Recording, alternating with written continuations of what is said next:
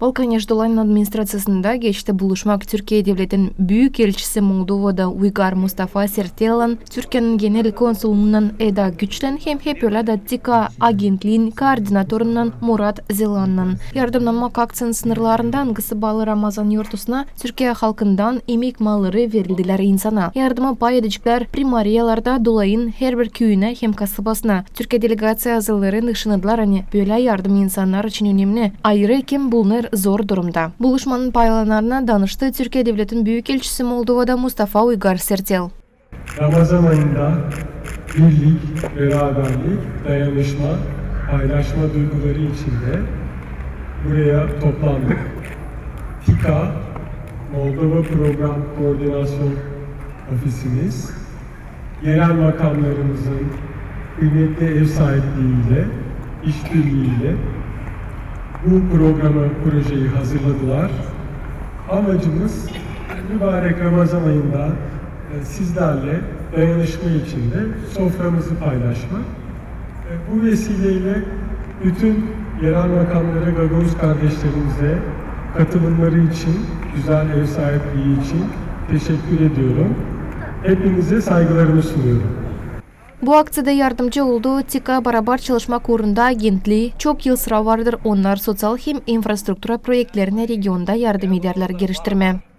Bu yıl TİKA olarak dünyanın farklı coğrafyalarında Gönül Sofrası adıyla Türkiye'nin cömertliğini, yardımseverliğini ve merhamet duygularını paylaşmak istedik.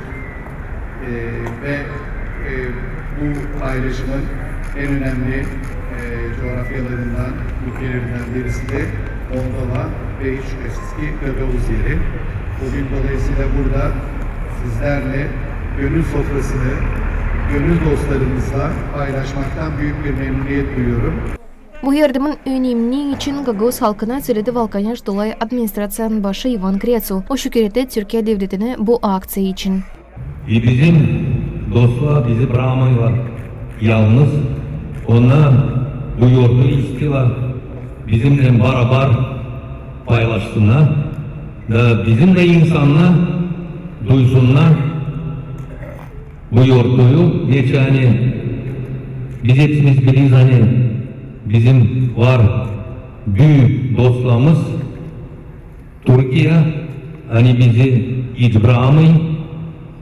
Yer bir zorumuzda onlar herkes geldiler bize yardıma ve düğünde onlar geldiler. Biz onlarla birlik onlarla bu yurdu geçirelim da bizim de insanlar sevinsinler. Emek mallarını verdiler her bir primara, onlar kendi yaşayan yerlerinde dağıtıcıklar zor durumda bulunan insanlara. Yardım için şükür laflarını söyledi Tüylü Köyü primarı Natalya Popova. Tüm Gagavuzya milletin adından gerçekten Türkiye Cumhuriyeti'ne minnettarlık duyuyoruz. Teşekkür etmek istiyoruz. Çünkü Türk kardeşlerimiz olduktan sonra bizim Gagavuzya milletin arkası yere değmez. İyi ki varsınız diyorum. Ramazan bayramınız mübarek olsun. Allah razı olsun sizden. Herkesten teşekkür ediyorum. Sağ olun. Yardımlamak aktsiyası her yıl geçir Ramazan ayında hem oldu bir adet hangisi gösterir beraber saygıyı hem halkların arasında dost bağlantıların kavlenmesini.